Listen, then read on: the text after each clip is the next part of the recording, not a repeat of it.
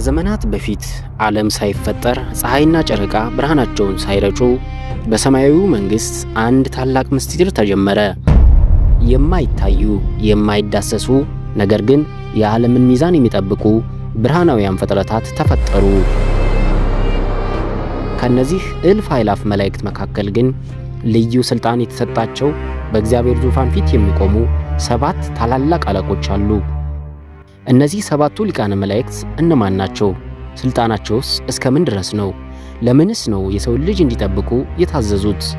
ዛሬ ተራ ታሪክ ሳይሆን በብራናዎች ውስጥ ተቀብሮ የቆየውን በመጽሐፍ ቅዱስና በሌሎች ጥንታዊ መጻሕፍት የተመዘገበውን ሰፊውን ምስጢር እንፈትሻለን። እያንዳንዱ ሊቀ መላእክት የራሱ የሆነ አስገራሚ ታሪክ አለው። ዛሬ የምናየው ትንታኔ ተራ መረጃ ሳይሆን ምናልባትም በሕይወታችሁ ውስጥ የሚታገላችሁን ጠላት እንዴት እንደምታሸንፉት ቁልፍ የሚሰጥ ምስጢር ነው። እስከ ቪዲዮ መጨረሻ ድረስ አብራችሁን ቆዩ። ምክንያቱም በእያንዳንዱ ትዕይንት ውስጥ የምጠይቃችሁ ጥያቄ ለሕይወታችሁ ትልቅ መልስ ሊሆን ይችላል። አሁን ወደ መጀመሪያውና ወደ ታላቁ የመላእክት አለቃ አብረን እንሂድ።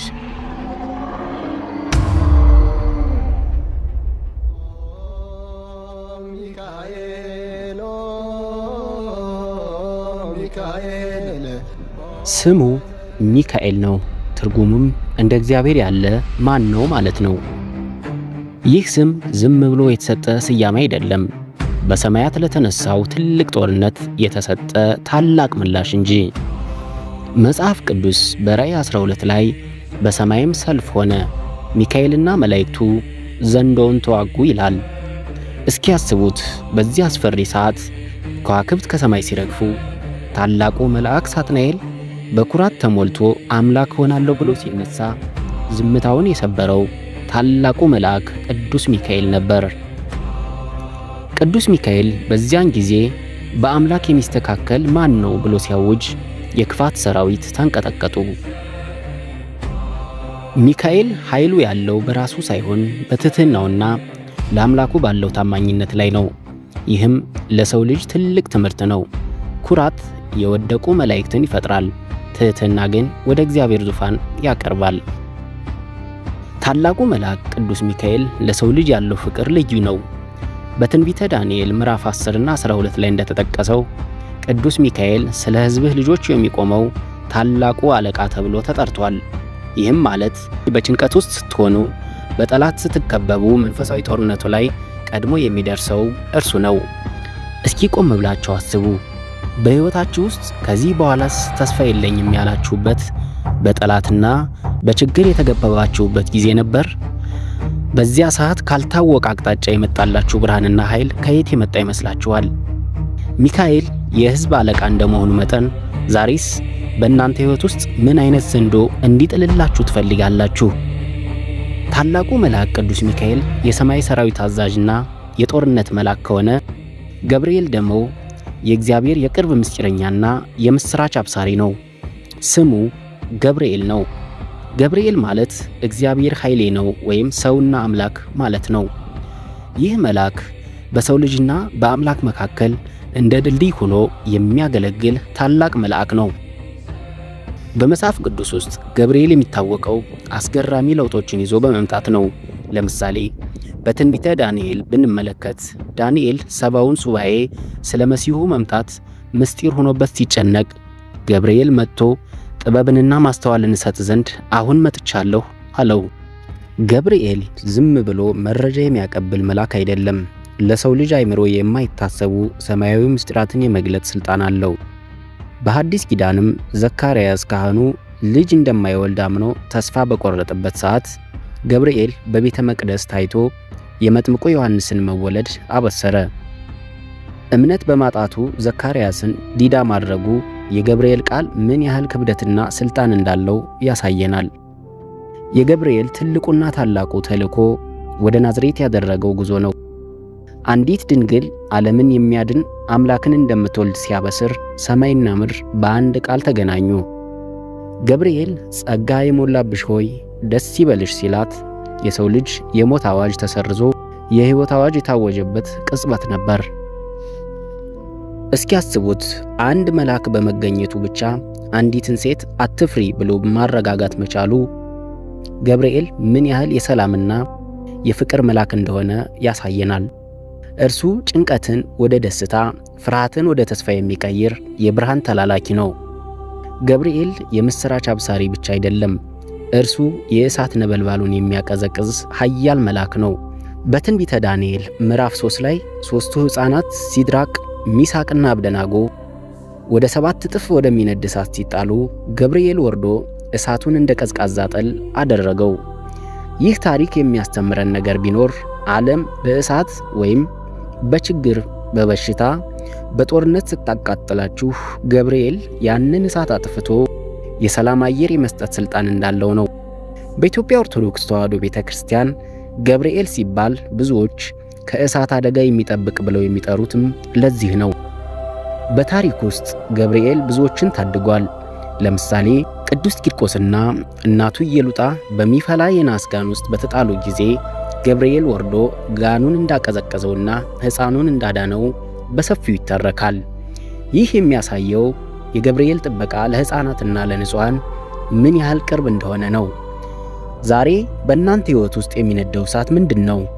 የኑሮ ውድነት፣ የቤተሰብ መበታተን ወይስ የተስፋ መቁረጥ እሳት? ገብርኤል ለዘካርያስና ለማርያም አትፍሩ እንዳላቸው ሁሉ ዛሬ ለእናንተም የሚያበስረው ምስጢር ይኖራል። የእግዚአብሔርን የምሥራች ለመስማት ጆሮአችሁ ዝግጁ ነው? እንግዲያውስ በልባችሁ ውስጥ ቅዱስ ገብርኤል ሆይ የምሥራች አሰማኝ ብላችሁ ጸልዩ። አሁን ደግሞ ወደ ሦስተኛው ታላቅ መልአክ አብረን እንሄድ። ስሙ ሩፋኤል ይባላል። ትርጉሙም እግዚአብሔር ፈዋሽ ነው ማለት ነው። በሰው ልጆች ደዌና ቁስል ላይ የተሾመ የታመሙትን የሚጠግን የጠፉትን የሚመራ የቸርነት መልአክ ነው። ሩፋኤል የሰው ልጅ ቁስል የሚፈውስ ተብሎ ይታወቃል። በዮሐንስ ወንጌል ምዕራፍ 5 ላይ በቤተ ሳይዳ መጠመቂያ አቅራቢያ ውሃውን እያወከ የታመሙትን ይፈውስ የነበረው መልአክ እርሱ እንደሆነ ይነገራል። ሩፋኤል የሥጋን ብቻ ሳይሆን የነፍስንም ቁስል ይፈውሳል። የጭንቀት የጥላቻና የጸጸት በሽታዎችን የሚፈውስ ሰማያዊ ሐኪም ነው። ስለ ሩፋኤል በሰፊው የሚናገረው መጽሐፈ ጦቢት የተሰኘው መጽሐፍ ነው። ጦቢት የተባለ ደግ ሰው ዓይኑ በጠፋ ጊዜና ልጁ ጦቢያ ረጅም ጉዞ በሄደ ጊዜ ሩፋኤል ሰውን መስሎ አዛሪያ በሚል ስም አብሮት ተጓዘ። በዚህ ጉዞ ውስጥ ሩፋኤል ጦቢያን ከአስፈሪ ዓሣ አዳነው። የዓሣውን ጉበትና የሐሞት መድኃኒት እንዲያደርግ አስተማረው። ከዚያም አልፎ ሳራ የተባለችውን ሴት ከሚያሰቃያት አስማንዴዎስ ከተባለ አጋንንት ነፃ አውጥቶ ለጦቢያ እንድትጋባ አደረገ። ለዚህ ነው ሩፋኤል የመንገደኞች መሪና የጋብቻ ጠባቂ የሚባለው። ሩፋኤል ራሱ ሲናገር እኔ ቅዱሳንን ጸሎት ወደ እግዚአብሔር ክብር ከሚያሳርጉ ከሰባቱ ቅዱሳን መላእክት አንዱ ሩፋኤል ነኝ ብሏል። ይህ ማለት በብቸኝነት ስታለቅሱ፣ ማንም አልሰማኝም ብላችሁ ስታስቡ ጸሎታችሁን በእጁ ይዞ ወደ ፈጣሪ የሚሮጥ ታላቅ መልአክ ማለት ነው። መንገዳችሁ ጠፍቶባችኋል? ትዳራችሁ ወይም ፍቅራችሁ በአጋንንታዊ ፈተና እየታወከ ነው ወይስ በበሽታ እየተሰቃያችሁ ነው? ሩፋኤል ከጦቢያ ጋር እንደተጓዘ ሁሉ ከእናንተ ጋር እንዲጓዝ ትፈልጋላችሁ? ዛሬ የፈውስ መልአክ በእናንተ ቤት እንዲገባ ምን ያህል ትመኛላችሁ? አሁን ደግሞ ወደ አራተኛው ሊቀ መላእክት እንሄዳለን። ስሙ ራጉኤል ይባላል። ትርጉሙም የእግዚአብሔር ወዳጅ ወይም ብርሃናትን የሚያዝ ማለት ነው። ራጉኤል በሰማያዊ ዓለም ሥርዓትን የሚያስከብር መላእክትም ሆኑ የሰው ልጆች ከሕጉ እንዳይወጡ የሚቆጣጠር የጽድቅ መልአክ ነው። በመጽሐፈ ሄኖክ ላይ እንደተጠቀሰው ራጉኤል በብርሃናት ላይ የተሾመ መልአክ ነው። ፀሐይ፣ ጨረቃና ከዋክብት በየተራቸው እንዲወጡና እንዲገቡ አንዱ ሌላውን እንዳይጋፋ የሚቆጣጠር እርሱ ነው። ይህ የሚያሳየው ራጉኤል የሁከት ሳይሆን የሥርዓት መልአክ መሆኑን ነው። ሕይወታችሁ ምስቅልቅል ሲል፣ ሰላም ሲጠፋና ጨለማ ሲወርሳችሁ የብርሃናት መሪው ራጉኤል ሥርዓትን እንዲመልስላችሁ ይላካል። ራጉኤል ጸላቴ ኃጥአን ወይም ኃጢአትን የሚጠላ በመባል ይታወቃል።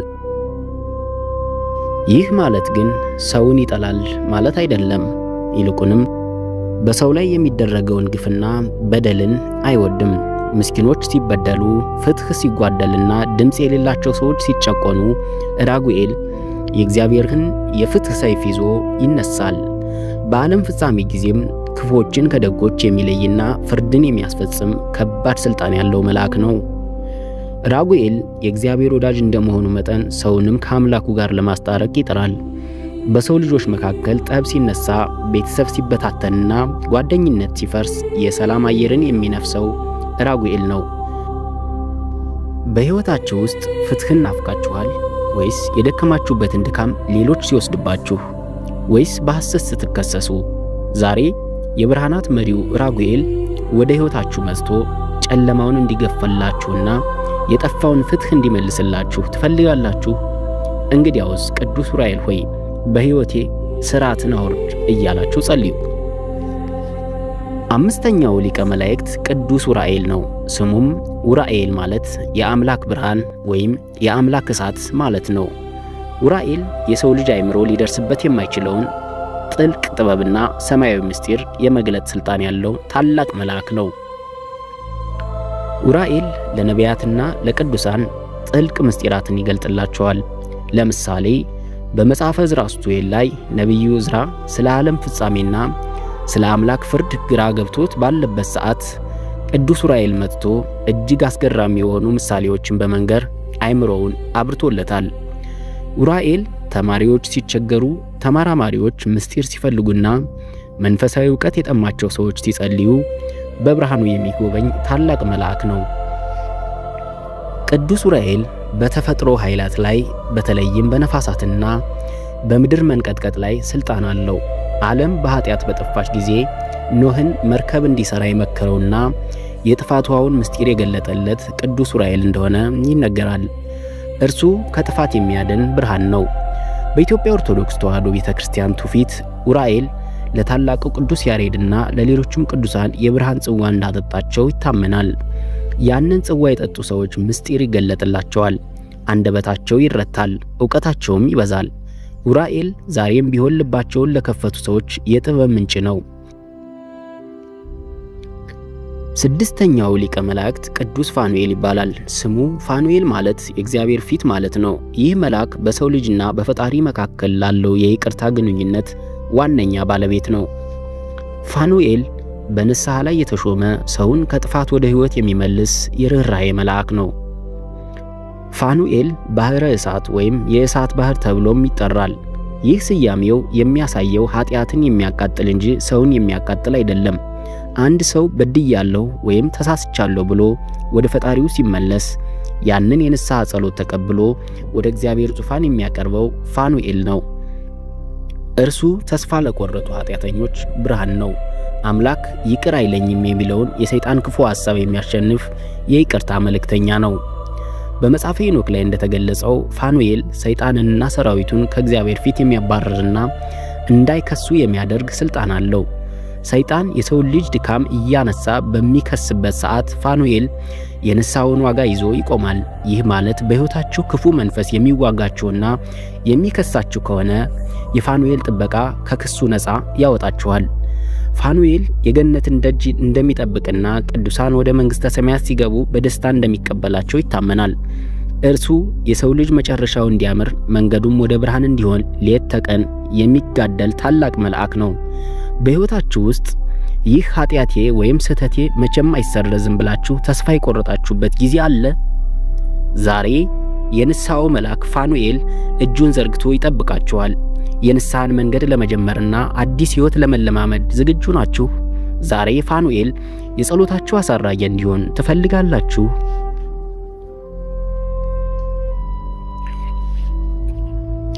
ሰባተኛውና የመጨረሻው ሊቀ መላእክት ቅዱስ ሳቁኤል ነው። በአንዳንድ ጥንታዊ ጽሑፎች አፍኒን ተብሎም ይጠራል። ትርጉሙም የአምላክ ድርሻ ወይም የአምላክ መጋቢ ማለት ነው። ሳቁኤል በተፈጥሮ ኃይላት ላይ በነፋሳት በከዋክብትና በምድር ውደት ላይ የሰለጠነ ታላቅ መልአክ ነው።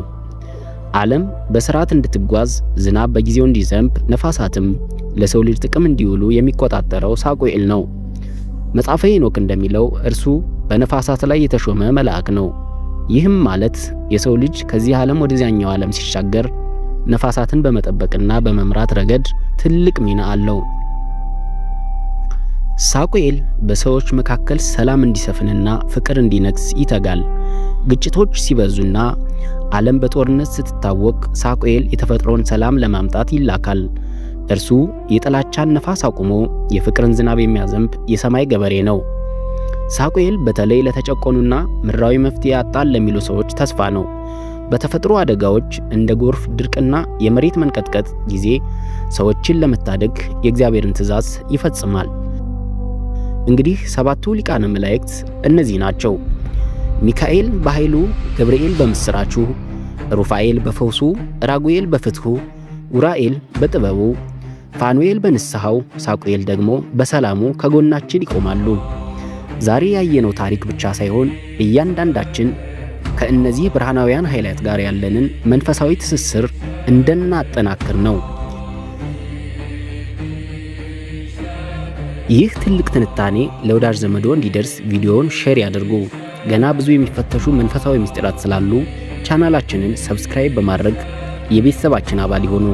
የሚቀጥለው ቪዲዮ ስለ የትኛው ሰማያዊ ምስጢር እንዲሆን ትፈልጋላችሁ? አስተያየታችሁን በጉጉት እንጠብቃለን። በቀጣይ በሌላ ቪዲዮ እስከምንገናኝ በያላችሁበት የመላእክት ጥበቃና የእግዚአብሔር ተራዳይነት አይለያችሁ። ሰላም ሁኑ።